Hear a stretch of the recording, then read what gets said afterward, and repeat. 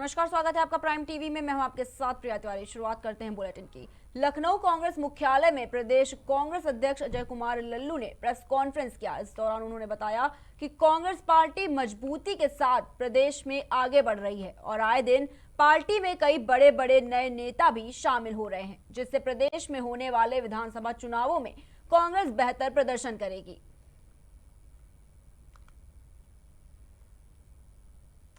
आपको बता दें कि लखनऊ कांग्रेस मुख्यालय में प्रदेश कांग्रेस अध्यक्ष अजय कुमार लल्लू ने प्रेस कॉन्फ्रेंस की। वहीं इस दौरान उन्होंने बताया कि कांग्रेस पार्टी मजबूती के साथ प्रदेश में आगे बढ़ रही है और आए दिन पार्टी में कई बड़े नेता शामिल हो रहे हैं, जिससे प्रदेश में होने वाले विधानसभा चुनावों में कांग्रेस बेहतर प्रदर्शन करेगी।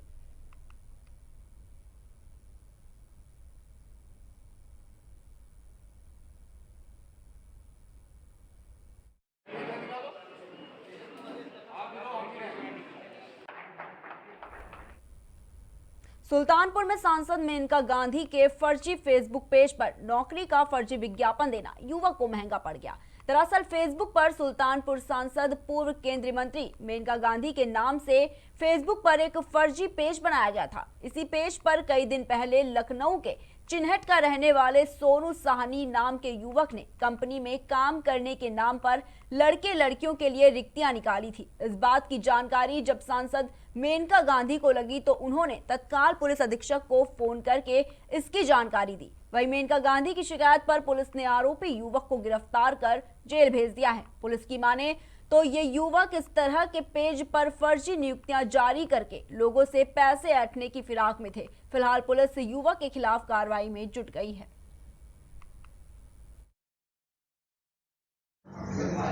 माननीय सांसद जी के फेसबुक अकाउंट को हैक करके और किसी ने उस पर फर्जी विज्ञापन नौकरी देने का डाला हुआ था और उस व्यक्ति को हम लोगों ने ट्रैक किया और उस पर FIR पंजीकृत कराई। साथ ही उस व्यक्ति को गिरफ्तार किया गया।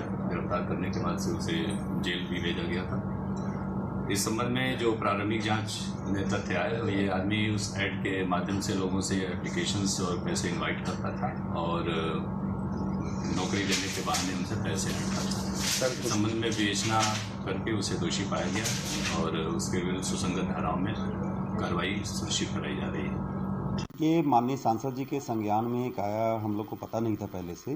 सुल्तानपुर सांसद पूर्व केंद्रीय मंत्री मेनका गांधी जी के नाम से कोई फेसबुक पे ID चल रहा है यहाँ सुल्तानपुर में, और उस पर किसी लड़का ने कोई कंपनी में नौकरी वगैरह देने की बात को लेकर के प्रचारित किया उस पर गलत तरीके से। यही माननीय सांसद जी के संज्ञान में आया और सांसद जी ने सीधे सीधे कप्तान साहब को फ़ोन करके इस बात की सूचना दी और मेरे द्वारा एक लिखित रूप से कोतवाली थाना सुल्तानपुर को शिकायत दी गई है। उसी पे कार्रवाई है। जानकारी मिली है मुझे कि कोई लड़का जिसने पोस्ट किया था उसकी खबर सीतापुर से है, जहां पुलिस अधीक्षक RP सिंह द्वारा अपराधों को नियंत्रण में करने के लिए और आने वाले पंचायत चुनाव को संपन्न कराने के लिए अवैध असलहों पर अपना शिकंजा कसा है और एक अभियान चलाया है। उस अभियान के तहत पुलिस अधीक्षक के आदेश पर पुलिस टीमों द्वारा चेकिंग की गई और चेकिंग के दौरान 2 अवैध शस्त्र फैक्ट्रियों को कब्जे में लेते हुए अलग अलग जगहों से कुल 5 अपराधियों को गिरफ्तार किया गया है। पुलिस अधीक्षक ने बताया कि अपराधी अपने आर्थिक लाभ के लिए आने वाले पंचायत चुनाव में अवैध शस्त्रों के निर्माण की तैयारी कर रहे थे।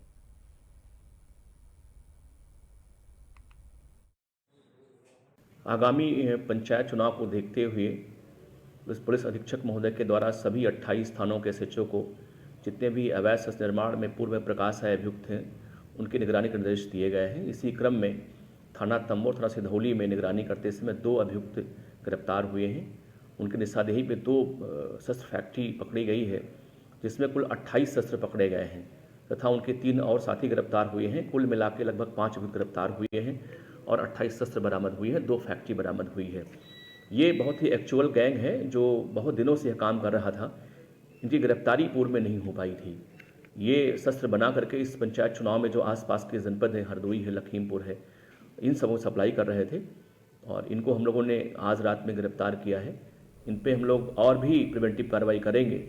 इनकी गिरफ्तारी से आसपास के जनपद में, जनपद सीतापुर में जो शस्त्रों की सप्लाई होती थी योगी सरकार के अथक प्रयासों के बावजूद प्रदेश में गौकशी थमने का नाम नहीं ले रही है। हिंदूवादी संगठन अखिल भारत हिंदू महासभा के कार्यकर्ताओं को देर रात आगरा में भारी संख्या में गौवंशों को तस्करी के लिए ले जाने की सूचना मिली थी, जिसकी सूचना पर हिंदूवादी संगठन के कार्यकर्ताओं ने आगरा के थाना अछनेरा क्षेत्र के दक्षिणी बाईपास पर पहुंचकर चारों कंटेनरों को रोकने का प्रयास किया, लेकिन कंटेनर चालकों ने कंटेनरों को नहीं रोका, जिसको रोकने के लिए संगठन के नेता रौनक ठाकुर कंटेनर पर चढ़ गए, जिसके बाद कंटेनर में सवार लोगों ने रौनक ठाकुर पर तेज धार हथियार से हमला कर दिया, जिसमें हिंदूवादी नेता रौनक ठाकुर को गंभीर चोट आई।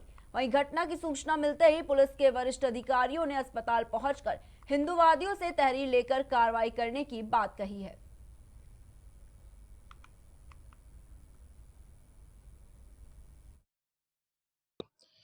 हमारे जिला अध्यक्ष रौनक ठाकुर को सूचना मिली। रौनक ठाकुर वहाँ पहुँचे और पहुँचने के बाद में उनने टोल पे गाड़ी को रोका। रोकने के बाद में गाड़ी रुकी और रुकने के बाद में रौनक ठाकुर ने उस गाड़ी का गेट खोला तो वो लोग रौनक ठाकुर को अपनी गाड़ी में दबा के ले गए। रौनक ठाकुर 2.5-3 किलोमीटर उनसे लड़ते रहे और उन्होंने बुरी तरीके से रौनक ठाकुर को तेज धार वाले हथियार से उसको लहूलुहान कर दिया और आगे जाके फेंक दिया। यह सवेरे पुलिस को एक सूचना प्राप्त हुई थी, अछनेरा पुलिस को और अन्य पुलिस अधिकारियों को, कि एक व्यक्ति जिसका नाम रौनक ठाकुर है, संगठन से लोग जुड़े हुए हैं और किसी गोकशों ने इनके ऊपर हमला किया है। अछनेरा का ये मामला बताया जा रहा है। इसको जो व्यक्ति है उनको शिरडी साई हॉस्पिटल में एडमिट किया गया। मौके पर सभी अधिकारी जो है वो पहुँचे हुए हैं। इसमें इनसे तहरीर प्राप्त करके जो भी तहरीर लोग दे रहे हैं उसके ऊपर मुकदमा पंजीकृत किया जाएगा और जो भी इसमें लोग लिप्त हैं साक्ष्य संकलन करके उनके ऊपर कठोर से कठोर। बढ़ते अगली खबर की ओर। हरदोई के शाहाबाद थाना क्षेत्र के हिरौली में अवैध हथियार बनाने वाले फैक्ट्री का पुलिस ने खुलासा किया है। फैक्ट्री गन्ने के खेत में चलाई जा रही थी, जहां से भारी मात्रा में अवैध तमंचे और हथियार बनाने के उपकरण भी बरामद किए गए हैं। वहीं पुलिस ने कार्रवाई करते हुए 3 अभियुक्तों को गिरफ्तार किया है।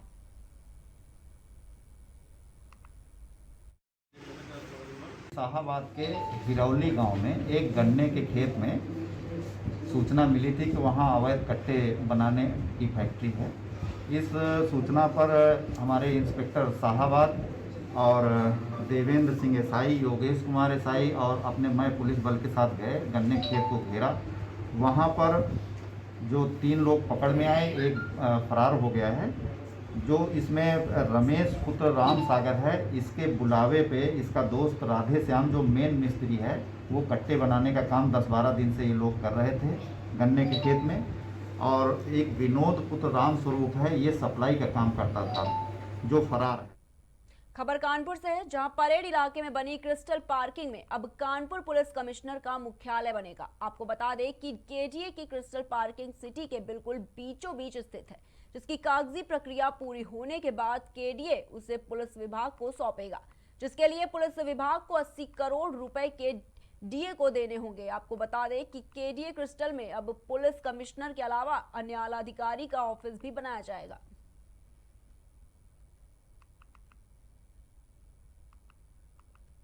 आगरा में कोरोना के बढ़ते मामलों को देखते हुए प्रशासन पूरी तरह से अलर्ट है। कोरोना के बढ़ते मामलों को देखते हुए बार एसोसिएशन के अध्यक्ष ने स्वयं अघोषित में लॉकडाउन का ऐलान कर दिया है और बताया है कि 5 अप्रैल से 9 अप्रैल तक दीवानी परिसर में अधिवक्ता सामान्य कार से दूरी बनाएंगे और बहुत जरूरी काम को ही किया जाएगा।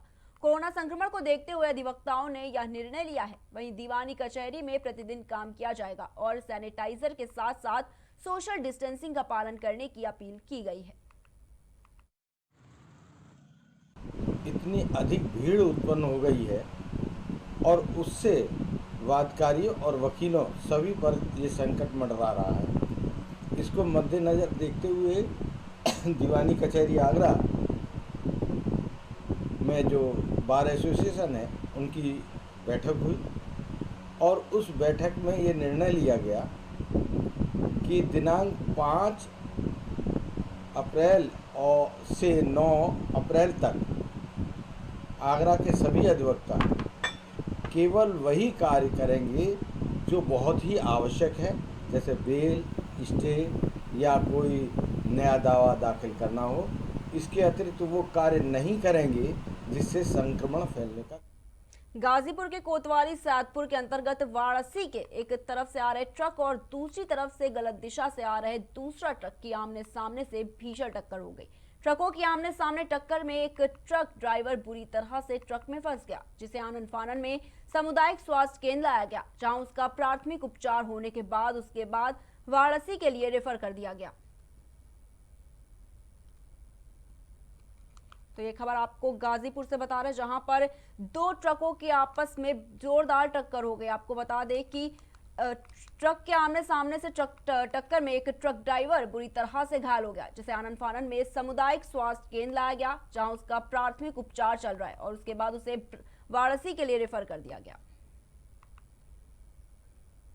हरदोई के नगर कोतवाली इलाके में तेज रफ्तार ट्रैक्टर के पलटने से उसके नीचे दबकर एक युवक की मौत हो गई।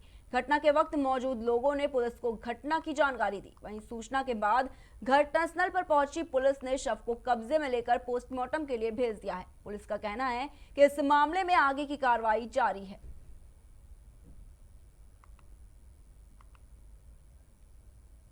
बढ़ते अगली खबर की ओर। प्रयागराज के जीवन ज्योति हॉस्पिटल के मालिक एके बंसल की मौत पर यूपी पुलिस के एसटीएफ ब्रांच ने बड़ा पर्दाफाश किया है। पुलिस ने जांच कर मामले को हत्या बताते हुए हत्या करने के आरोपी शूटर शोहेब की गिरफ्तारी की है। वहीं मामले की जानकारी देते हुए एडीजी एसटीएफ अमिताभ यस ने बताया कि घटना 2017 में हुई थी, जिसमें लेन देन और खरीद फरोख्त की वारदात भी सामने आ रही है, जिनकी जांच कर कानूनी कार्रवाई की जा रही है। इसमें कई घटनाओं का अनावरण हुआ है। शोएब पूर्व से ही 50,000 रुपये का इनामी है। 2015 में इसने चुनमुन पांडे की दिन दहाड़े बस रुकवा करके हत्या की थी। दिन में बस में चढ़कर उसको भरी बस में गोली मारा था प्रतापगढ़ में। ये घटना प्रतापगढ़ की है। शोएब, मकसूद और यासिर ये सभी प्रतापगढ़ के रहने वाले थे। इसके अलावा इसी घटना में एक पूर्व में हुई घटना के बारे में जानकारी भी मिली है। उसका अनावरण पहले हो चुका था। डॉक्टर प्रभात की गोली मारकर हत्या की गई थी और ये हत्या भूल से, चूंकि डॉक्टर प्रभात हरिनारायण सिंह के जैसे ही दिखते थे, हत्या हरिनारायण सिंह की होनी थी और गोली प्रभात। खबर औरैया से है, जहां कोविड का बढ़ता प्रकोप देखकर लोग कोविड से बचने के लिए सामुदायिक स्वास्थ्य केंद्रों पर टीका लगवा रहे हैं, जिसकी वजह से अस्पताल में लंबी लंबी लाइनें देखने को मिल रही हैं। आपको बता दें कि वैक्सीन लगवाने वाले 45 साल के ऊपर लोग हैं। टीका लगवाए जाने को लेकर अस्पताल में लोगों द्वारा सोशल डिस्टेंसिंग का पालन नहीं हो रहा है, लेकिन स्वास्थ्य विभाग के लोग बराबर सोशल डिस्टेंसिंग का पालन कराने के लिए कहते हैं। इस संबंध में मुख्य चिकित्सा अधीक्षक डॉक्टर लखन सिंह ने कहा कि कोरोना का यह दूसरा चरण चल रहा है। उन्होंने सभी से अपील की है कि इस वायरस को हल्के में ना लें और गंभीरता से इस पर विचार करें।